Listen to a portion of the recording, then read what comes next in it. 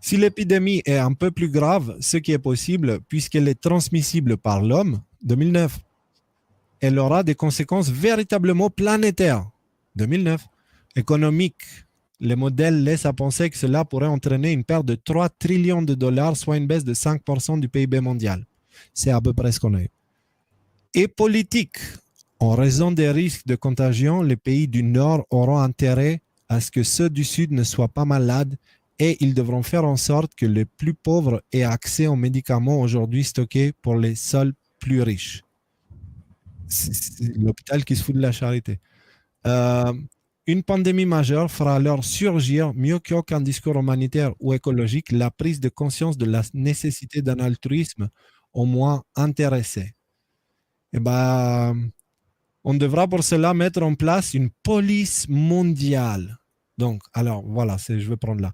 Et même si, comme il faut évidemment l'espérer, cette crise n'est pas très grave, il ne faudra pas oublier, comme pour la crise économique, d'en tirer les leçons qu'avant la prochaine, inévitable, on met en place des mécanismes de prévention et de contrôle, ainsi que des processus logistiques de distribution équitable des médicaments et des vaccins. On devra pour cela mettre en place une police mondiale, un stockage mondial et donc une fiscalité mondiale.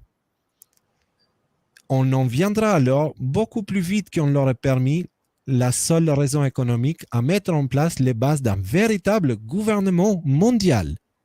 C'est d'ailleurs par l'hôpital qui a commencé en France au XVIIe siècle la mise en place d'un véritable État. D'accord? Écrit en 2009. Si vous prenez cet article-là, que vous avez dans les liens que je vous avais mis, et vous regardez la situation aujourd'hui, le mec, il est en train de décrire le plan. Il est en train de décrire ce qu'ils font. Pourquoi? Parce qu'Attali, il n'a pas de boule de cristal. Ce n'est pas un prophète. Il est pote avec ceux tout là-haut. Et du coup, il a accès au plan. Et il utilise sa connaissance pour trouver une position. Et puis, il est aussi très influent. Il accompagne tous les derniers présidents français. Il est là pour une raison. J'ai mis cet article, non pas pour parler des capacités prophétiques d'Attali, mais c'est parce qu'il y a une de ces prophéties qui ne s'est pas encore réalisée. On y arrive.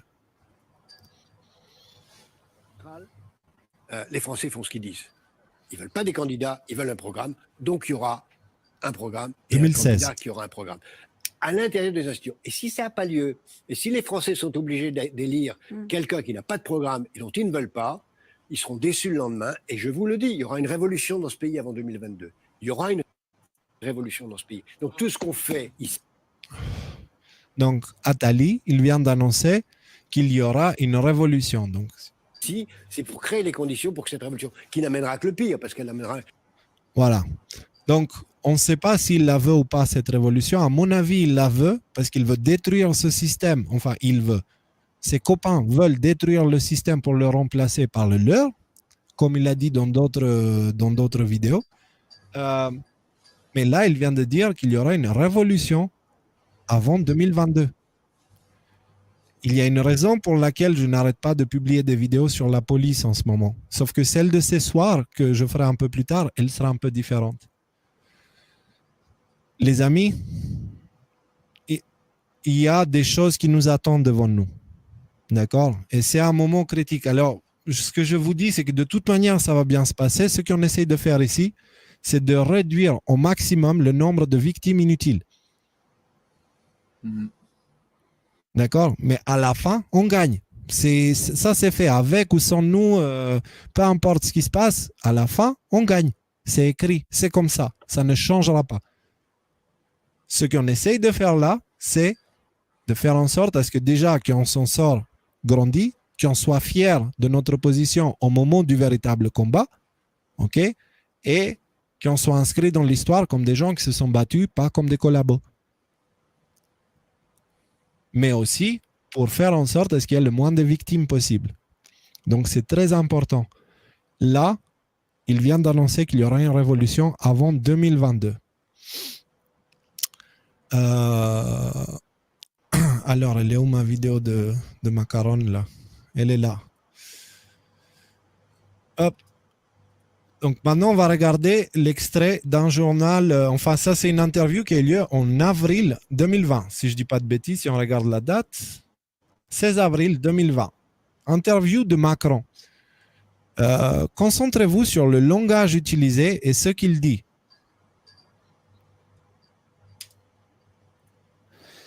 Écoutez, d'abord, je ne m'étais rien imaginé. Parce que je m'en suis toujours remis au destin. Et au fond, c'est la chose la plus simple à faire. Macron, si ça peut te rassurer, je suis en train de faire exactement la même chose que toi. C'est juste qu'on n'est pas du même côté, mais je comprends ta démarche. Voilà. Et je la partage en l'occurrence. Et ensuite, il faut être disponible pour le destin. Et donc, moi, je suis dans un état de disponibilité pour agir. J'ai des convictions profondes sur ce qu'est mon pays, ce qu'est notre Europe, ce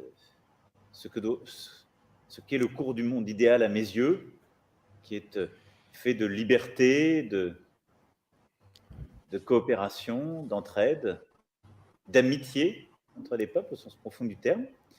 Et après, je crois que notre génération doit savoir que la bête de l'événement est là. La bête de l'événement est là. Q17. Il parle de révélation biblique. Allez ouvrir Apocalypse 17. Vous allez voir qu'il y a une bête dans l'histoire qui se tourne pour manger et détruire et déchiqueter la prostituée qui la domine, qui domine la bête. D'accord? Donc, la prostituée, l'Apocalypse parle du monde spirituel, donc c'est la prostituée spirituelle, c'est-à-dire ceux qui ont vendu leur âme au diable pour avoir le pouvoir, le luxe, le confort, la richesse. Ça. Donc, lui, il sait très bien de quoi il parle. Parce que la bête, c'est nous. On va se tourner contre lui. Là, en l'occurrence, c'est tout le système global, les médias, les gens, la justice et tout ça qui vont se tourner contre eux. Il sait très bien de quoi il parle. Et il choisit bien ses mots. Donc, écoutez par la suite. Et elle arrive. Et qu'il s'agisse du terrorisme, de cette grande pandémie ou d'autres. Pourquoi il parle de terrorisme? Alors que la situation est en train de se calmer au Moyen-Orient. Donc, il dit ça. Et en même temps, aujourd'hui, on a eu ça comme article. La menace terroriste est extrêmement élevée en France à l'ère de Gérald Darmanin. D'où ça sort ça? D'où ça sort? Alors qu'au Moyen-Orient, ils sont en train d'instaurer la paix. Ici, en France, ils disent que la menace terroriste, elle est importante. Rappelez-vous de tout ça. Rappelez-vous de tout ça. C'est super important. Rappelez-vous de tout ça parce que la vérité, elle est devant nos yeux. Il faut juste savoir la chercher et la voir, en fait. Donc, il y a plein de messages qui sont envoyés. Donc, il était interviewé par rapport au Covid et il parle de terrorisme. Et aujourd'hui, on est en plein milieu du Covid et ils nous disent extrêmement élevé. Qu'est-ce qu'il prépare derrière? Qu'est-ce qu'il manigance derrière? Donc, gardez ça en tête. C'est super important. Là, ils disent bien sûr, sur le territoire national, plus de 8000 personnes sont aujourd'hui fichées pour radicalisation. Ouais, à savoir que dans leur dossier à eux, je suis sûr que même moi, je dois y être pour être radical, QAnon, je ne sais pas quoi. Donc, une menace extrêmement élevée selon le ministre de l'Intérieur, Gérald Darmanin. Ils ont besoin de vous faire peur. Ils ont absolument besoin de vous faire peur parce que sous la peur, vous êtes manipulable. Donc, ne sous-estimez pas leur capacité à faire de la merde, à manquer un respect absolu à la vie. Ne sous-estimez pas leur capacité de faire ça. Et juste gardez en tête ce qu'on vient de dire là. Hein? Parce qu'on a vu que la prédiction d'Attali de 2009, elle est devenue réalité en 2020.